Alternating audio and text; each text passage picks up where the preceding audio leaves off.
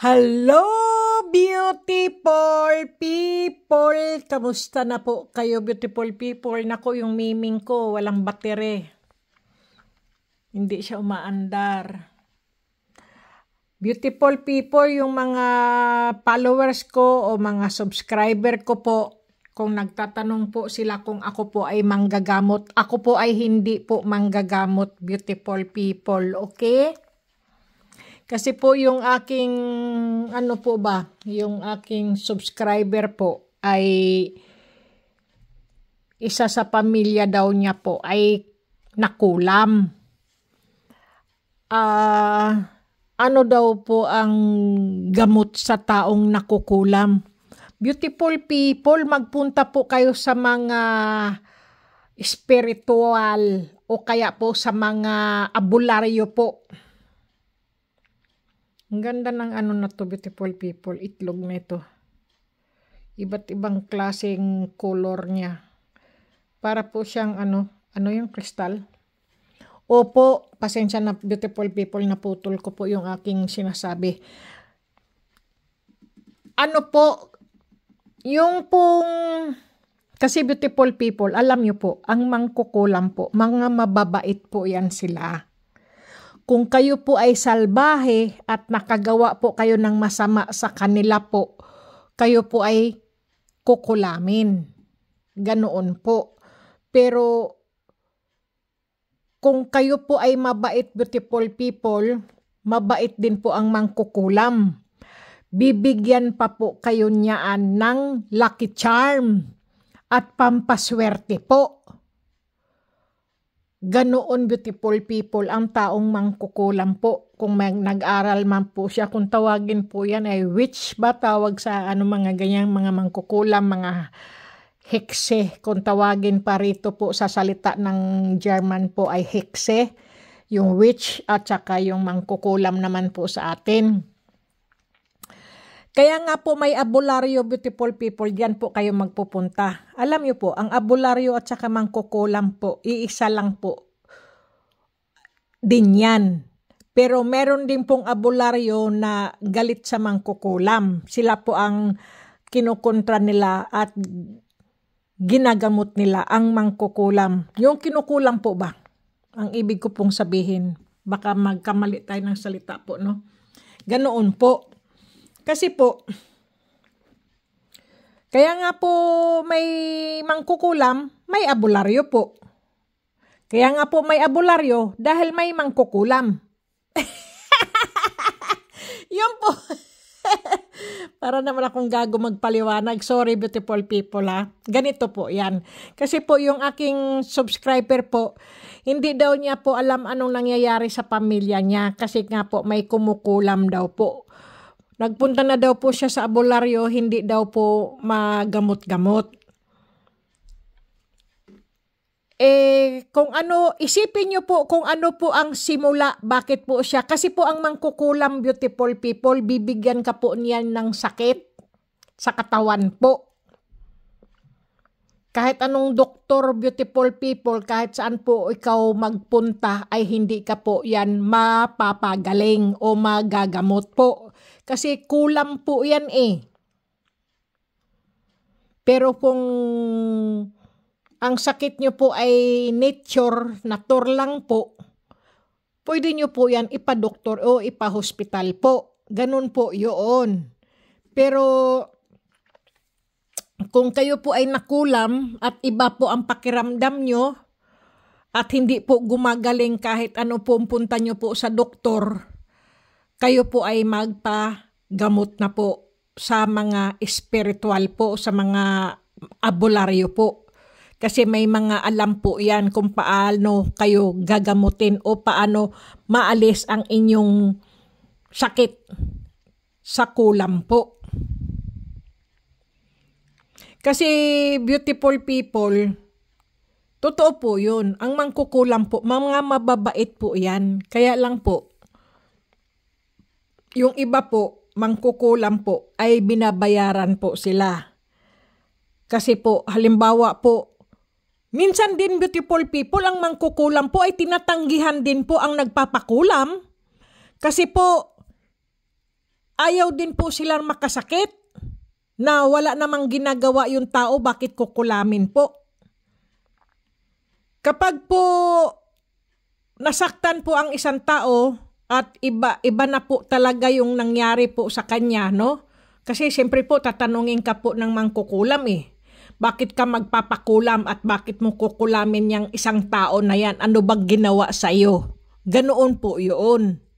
Hindi yan po basta-basta na kukulamin ang isang tao dahil nagbayad ka po. Minsan tumatanggi din po ang mga mangkukulam, beautiful people, kahit magkano pang halaga. Kasi po, iba po yan. Kasi po ang mga mangkukulam o yung mga ano po, no? Yung mga nag-aral po sa mga ganyan po. Minsan po ay sa mga tumatawag po yan ng mga ano po, ng mga espiritu o kaya naman po mga demonyo, mga demon o kaya naman po angel. Ganyan po. Talagang ano po yan? Mga mababagsik ang mga, naku Diyos ko, ayun, natatakot tuloy ako eh. Totoo po yan, beautiful people. Ako po, tinatawanan ko lang po yung aking sinasabi po kasi kinikilabutan po ako pag nagkikwento po ako ng ganyan kasi ako rin po ay matakutin. Lalo na po ako yung nag-iisa sa aking bahay po, no?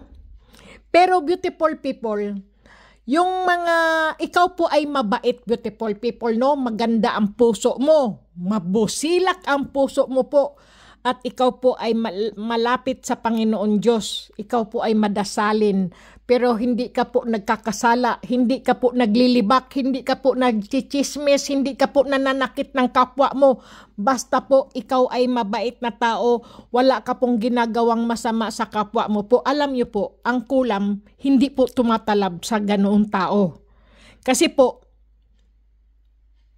na ano po yan, nalulusaw po. Kasi po, mabusilak po ang puso ng taong yun eh. Tapos kukulamin po, hindi po. Malulusaw po yung pagkukulam sa kanya, yung hindi po siya tatablan po ba ang ibig ko pong sabihin. Ganoon, beautiful people. Minsan po, may matitindi at mababagsik na mangkukulam po kahit anong lapit mo po sa abularyo, hindi niya po mapaalis o magagamot po.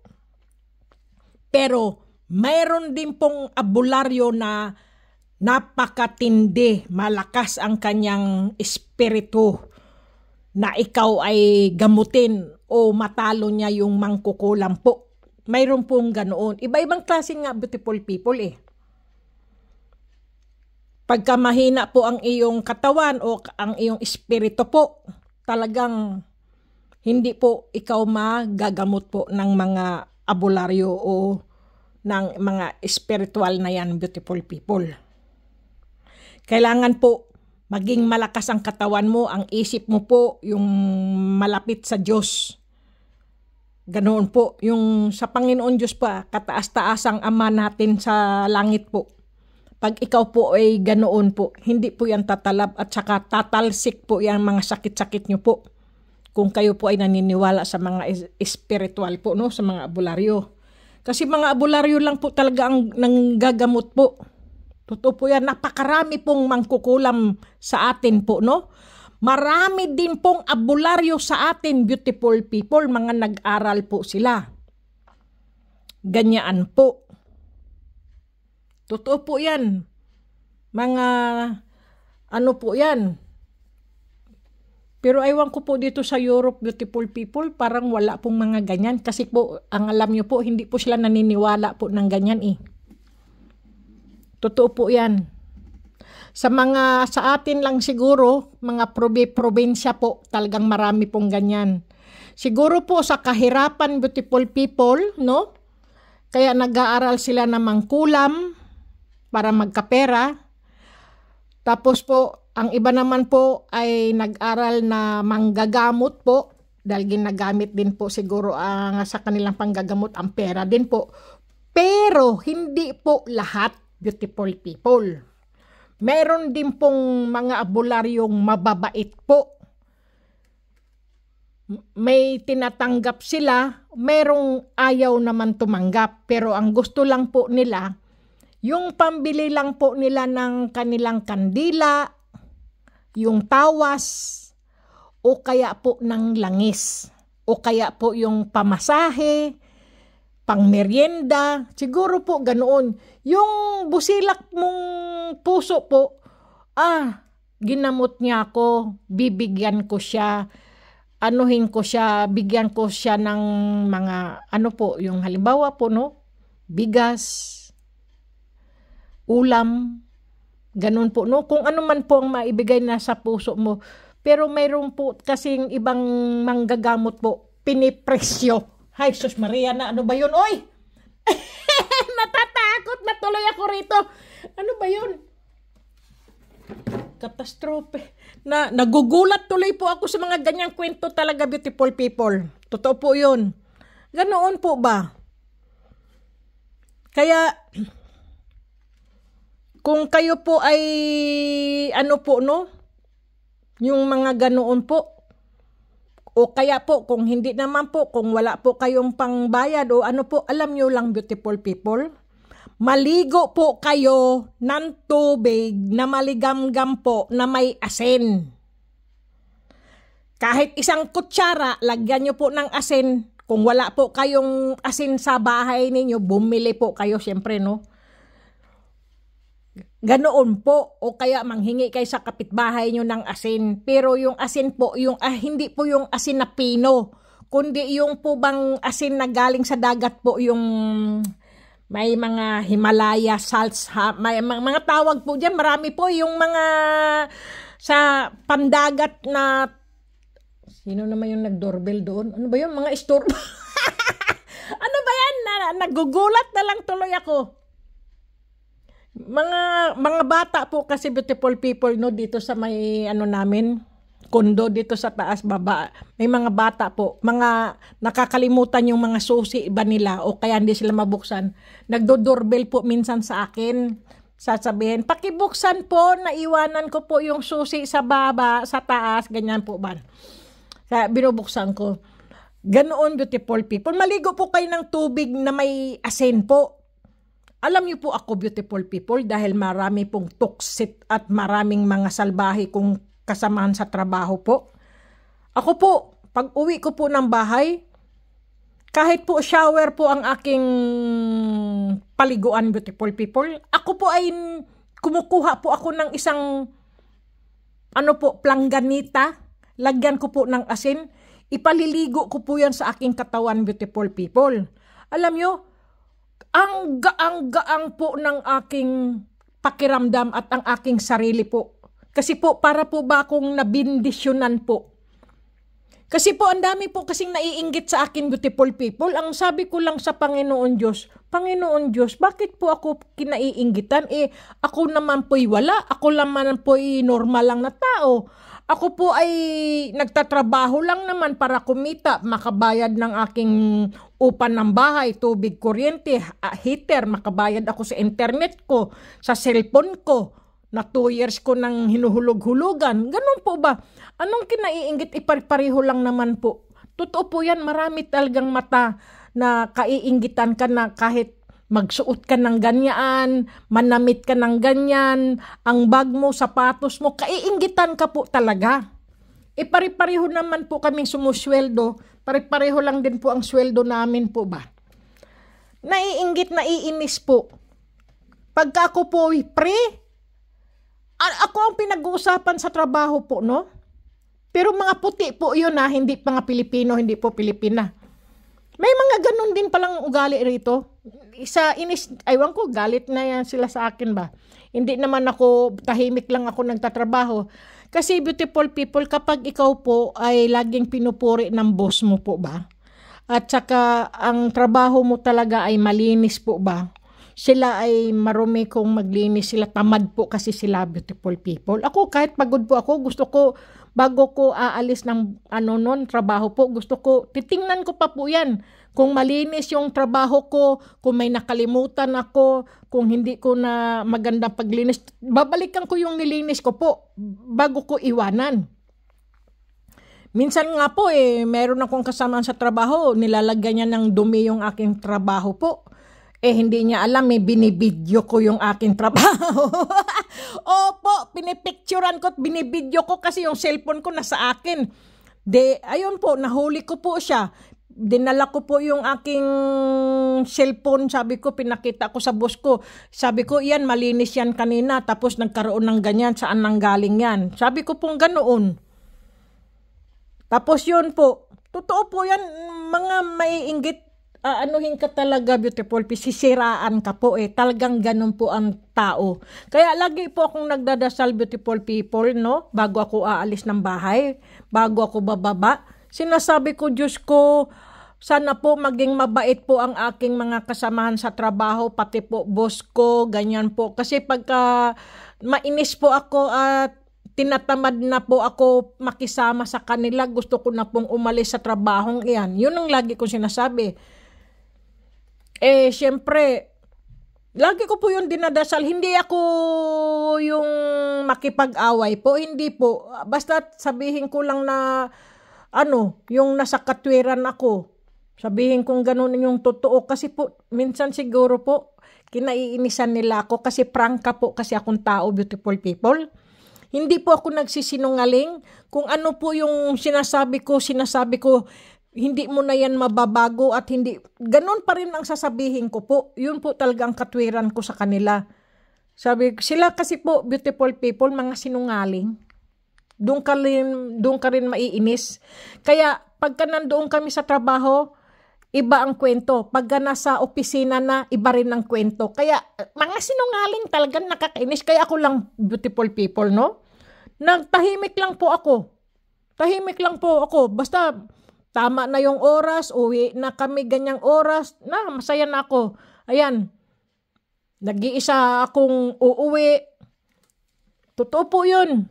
Minsan kasi, kahit sabihin mo pa po, no, close mo siya sa trabaho, pero may kapalastikan din po siya. Hindi ko na lang po banggitin ng pangalan. Ganun po talagang kasamahan sa trabaho, beautiful people. Tatawa-tawa, makikipagbiruan, pero pag wala ka doon, ikaw ang pinag-uusapan, yung pong pang plastic. Nako. Kaya lagi ko pong dinadasal talaga, Panginoon Diyos, sana po mabago po ang kanilang mga ugali, ang kanilang karakter, maging mabait na lang po sila at magsisi po sila. Minsan sabi ko sa kanila, sabi ko po, minsan nainis na po kasi ako, lahat ng mga plastic at mga traidor, sabi ko dito, ay hindi patutulogin ng universe. Sabi ko po yon, ng universum. Sabi ko lang po yon, beautiful people, natakot ba silang lahat? Sabi nako, na naman kaya ang ni Kate. Tapos yun nga, sabi ko talagang hindi kayo makatulog kapag masama ang ugali ninyo. Sabi ko pong ganun. Hindi kayo patutulugin. Mag-iisip kayo sa mga ginawa yung kasinungalingan, talagang hindi kayo makatulog. Kung ano yung ginawa nyo sa tao na yan ay babalik din sa inyo. Sabi ko po, kung anong ginawa mong masama, ibabalik din sa iyo ng masama. Pagka ikaw ay mabait, ibabalik din sa iyo ang kabutihan. Yung mabait na karma, masamang karma ang darating sa iyo kapag ikaw ay masama. Sabi ko po talaga doon, natatakot po silang lahat. Totoo naman talaga, beautiful people. Kahit po anong bait mo po, kahit anong pakikisama mo po, at kahit anong pasensya mo po, pero pagka umapaw na po talagang mo, kaya mabuti nga, ay naku, Diyos ko, hindi ko na lang po masabi, baka bawal pong sabihin. Totoo po yun. Nung bata ako, nakipagbakbakan ako sa mga kaaway ko, nga kahit ngayon, gusto kong bakbakin. Diyos ko, wag naman ako mano ng no, YouTube. Totoo po yun. Kaya lagi kong dasal, Panginoon Diyos, bago po ako aalis, sabihin ko lang po sa inyo, sana po maging mabait po yung mga kasamahan ko sa trabaho. Ganun po talaga ako, beautiful people. Totoo po yun. Kasi may tao po talagang naiinggit. Plastic sa mata. Yung ano ko, aywan ko. Sabi ko, baka may to sa ulo eh. Dapat magpunta sa psychiatry ba yun? Aywan ko. Kung ano na lang po. Diyos ko, nasaan na po ba tayo? Diyos ko, saan na ba to, beautiful people? Saan na ba ako napunta, oy? Mahaba na tong aking kwento, beautiful people. Alam niyo, beautiful people, kaya pala ako nahandito po. Dahil gusto ko po ay kasi maaga pa naman, beautiful people, hindi pa po madilim, no, gabi. Ay tingnan natin, beautiful people. Ayan. Iyan po ang gusto ko po sanang magganito, kaya lang po mahaba na po yung aking video. Ayan po. Green na green po siya. Ano po ito yung tinatawag ko pong ano ba tawag niyan? Abenturin po. Yan po ang abenturin. Napakaganda po ng abenturin, beautiful people. Yan po. Napakaganda. Sandali. Ito ba'y ano rin? Wow! Ito rin po, oh. Tingnan nyo, beautiful people. Napakaganda po yung bato. Kakaiba po mga bato ko po, beautiful people. Yan po ang tinatawag kong mga mutya. Yan, no? Parang Mars. Ano yung Mars? Yung sa Mars, sa planeta yata. Ano ba itong taong ito? Ano na sinasabi eh? Ayan po. Ganyan po yan. Nasaan pa yung nako, beautiful people? Pasensya na po talaga kayo. Nasaan na yung isa? Ay, nawala. Nalimusan na yata yung isa. Dalawa yan eh. Hindi ko alam kung nasaan na yung isa. Nalimusan yata. Nalimusan na kaya yung isa niyan? Dalawa yan eh.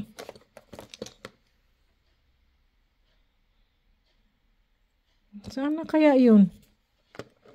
Dalawa yan eh. Oh, napalimusan ko ba? Hindi ko na alam, beautiful people. Kasi magaganda po yung na yan eh. Mga bato ko po ba? Mga bato ko po ay kakaiba, beautiful people. Nasaan na yun? Nalimusan na ba yun? Wala. Ay, nalimusan na yata yun.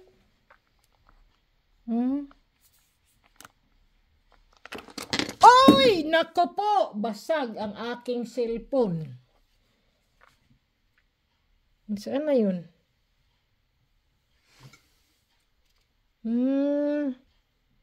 Nawala. Dalawa yan eh. Saan na yung isa?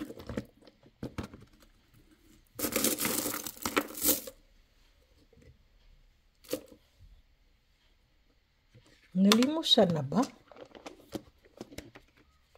Nasaan kaya yun?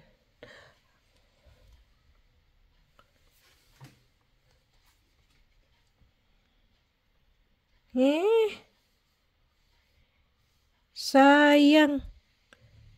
Nakalimutan ko na, beautiful people. Sa dami ko pong mga nakalimutan ko na po kung nasaan na po yung mga iba't iba kong mga nakalimutan ko kung nalimusan na po o saan na po yun.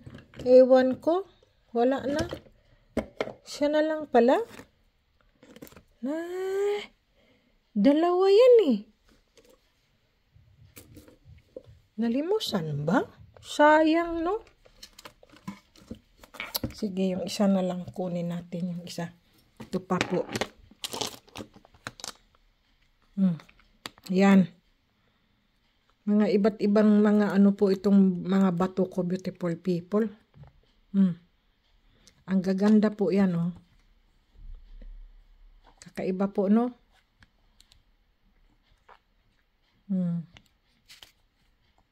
Ayan. Hehe. Gaganda niyan eh. May ano siya sa loob oh. Tingnan niyo po. Kakaiba talaga.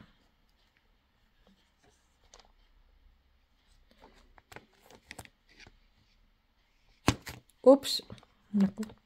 Sige na beautiful people. Hanggang dyan na lang po tayo ang ating video po. Maraming salamat po.